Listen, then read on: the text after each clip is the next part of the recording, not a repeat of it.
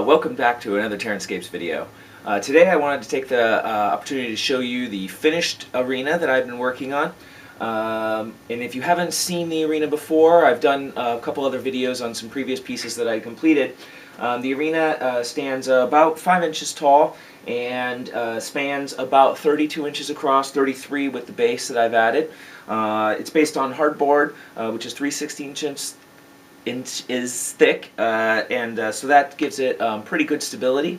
And for this customer, he really requested that I add quite a few extra features to it, try to dress it up, take it to about the highest level that I could. So one of the things that I did for this arena that I haven't always done in the past is I joined the two halves of the arena. I usually cast them as separate pieces, makes it a little bit easier for shipping, but I've checked the postal regs and it will ship as a single piece. So this, so I've joined them so that I could clean up the edges a little bit, make that look a little bit cleaner when it's set up on the table, and ensure that it has the best look that it possibly can. The customer requested a variety of things, as I mentioned already. He wanted the enhanced vines, similar in style to the ones that I had done on the Greek temple, which I had showed, I don't know, maybe a year ago or so, which are sculpted trunks and then foliage. I'm going to show you a close-up of all this in just a second. And he also requested the addition of some obstacles for inside this. He's going to be using this for Dungeons and Dragons campaign that he's running. And so really proud of the way this came out, and I hope when you take a look at some of the features you'll agree with me that it looks pretty nice. So let's take a closer look at it right now. So here you can see a close-up of the arena wall on the outside, and I'd already shown a video where I had done some of the weathering effects on it, chipping out the stones with a roto tool, and then adding in some weathering powders to accent different spots of the walls. Now you can see it completed with the sculpted trunks and the vines atop it. Because this piece is so much more substantial, and the previous vine work I had done was my first attempt, I wanted to give something a little bit more impactful for this piece, so I really wanted to build up the trunks down below. If you've seen old vines as they grow, like wisteria or something like that, they really thicken up at the base as they sprawl and lose their leaves down as they reach out and put out their new growth. So I thought I wanted to emulate something like that. All the trunks were done with green stuff, and it took me, about 3.5 hours or so to sculpt all the trunks around the arena itself, which was a little bit longer than I expected, but I think in the end it worked out pretty well.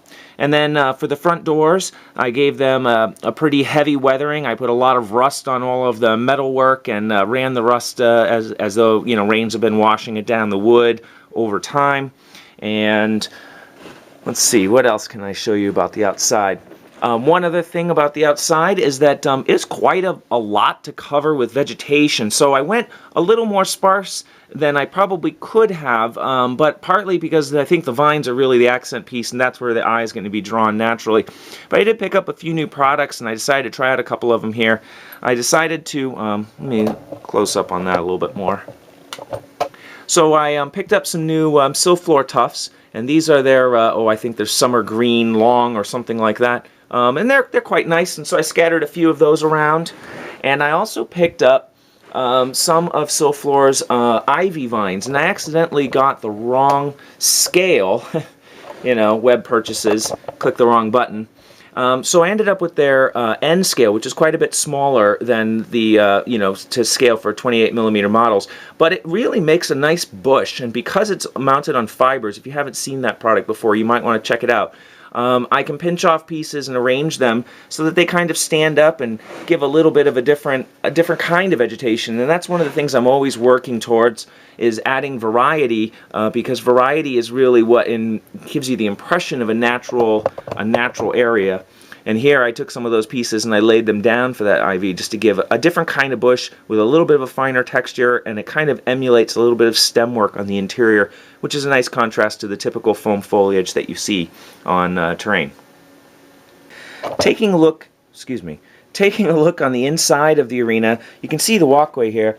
And I really decided to go with something pretty aggressive for its look. In the past, I've just given it a couple dry brush coatings, but since I've been getting into this idea of adding in different weatherings and textures to things, I basically gave this a very mottled, worn look to it. The application of some weathering powders, which actually went on a little heavy in some areas, and then I had to take that back off, but really gives it a dusty feel. I wanted to capture some of the dust from the combat in the area drifting up onto the walls and the walkway, and so I picked up a couple light colors of dust to pick up some of the lighter colors. I've painted the interior soil slightly lighter than I normally do, and I think trying to pick up that floor and put it a little bit on the walkway. Here you can see one of the hatches. Again, I added quite a bit of rust, as though it, water pools in the wood and collects, and it's just seeped out and made it quite a bit dirty.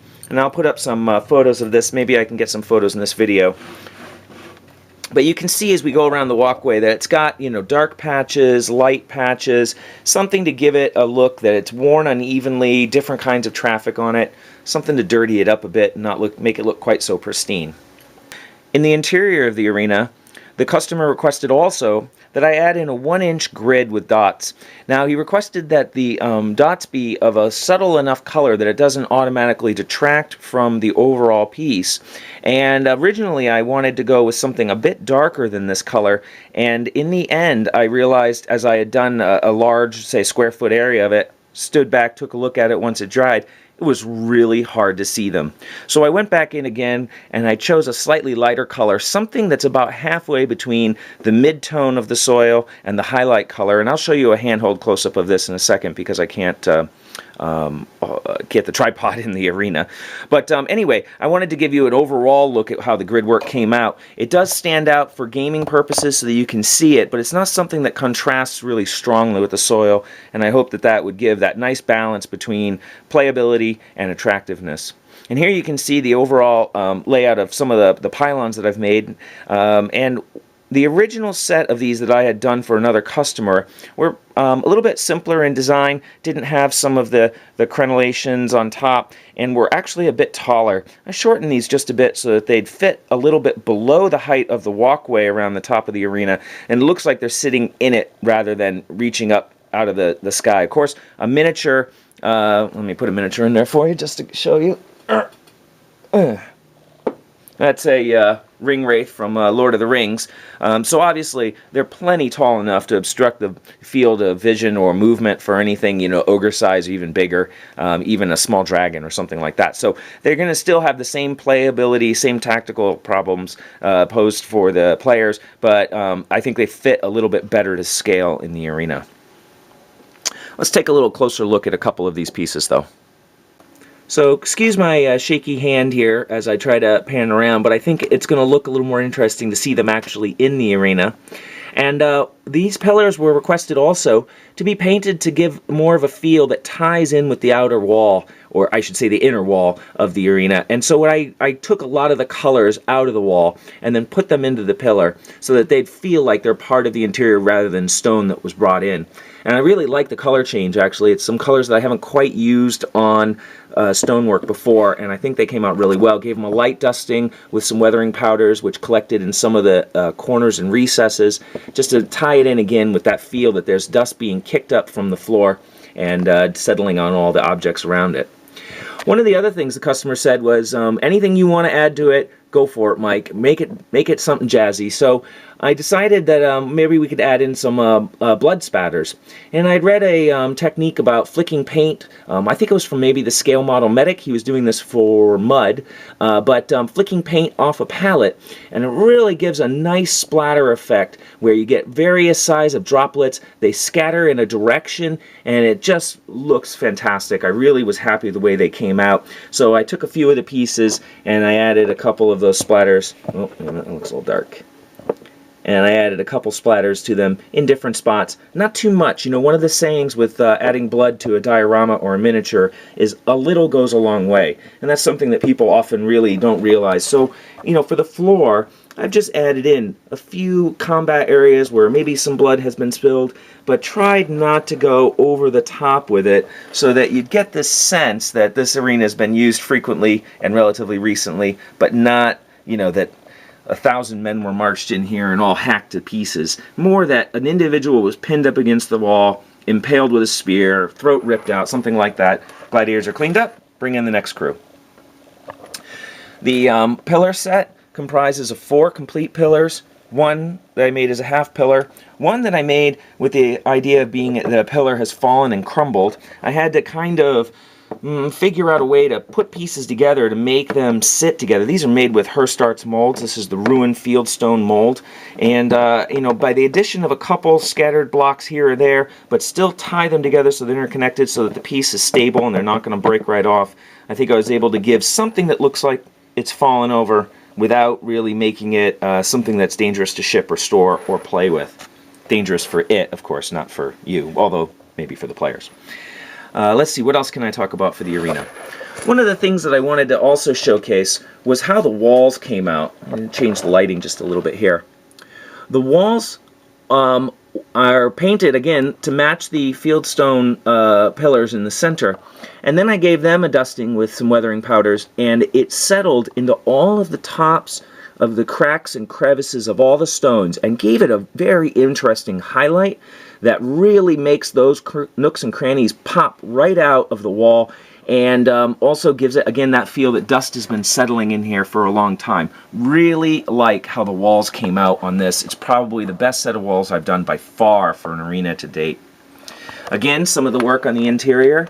So the door has been, you know, weathered as to match sort of the outside. You can see some of the stonework that comes that's molded into the original master. Some of the little metal pieces. I tried to give them a bit of aging as well. Some water's been running off of them, staining the walls. Nothing too dramatic, but just enough to capture a little bit of that essence. So, oh, and I forgot, I just wanted to show you a close-up of that grid, just to see. So the color, you can kind of see here, I think, a little bit better how it's somewhere in between that highlight color and one of the in-between highlights that's just above the base color. But overall, I wanted to go with a little bit of a lighter base so that it would look a little bit dustier to give me the ability to add some of that dust to other places.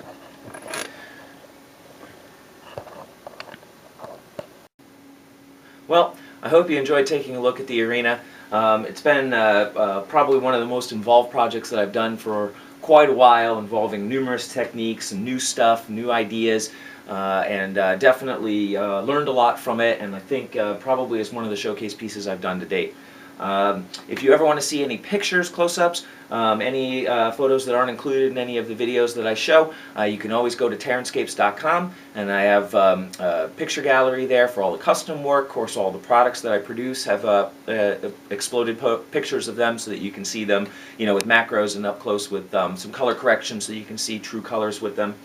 And it also has contact information there. You can always email me at mike@TerranScapes.com. And I just want to thank you for those of you who have subscribed to TerranScapes. Just busted 2,000 subscribers, so I was pretty excited about that. It's not a lot for some, but for me, it felt like a big achievement, and I just wanted to thank all of you for watching. Keep your eyes peeled on the channel, of course. I'll be having more videos very soon. Lots I want to show you. So hopefully you enjoyed it, and I'll talk to you soon. Thanks.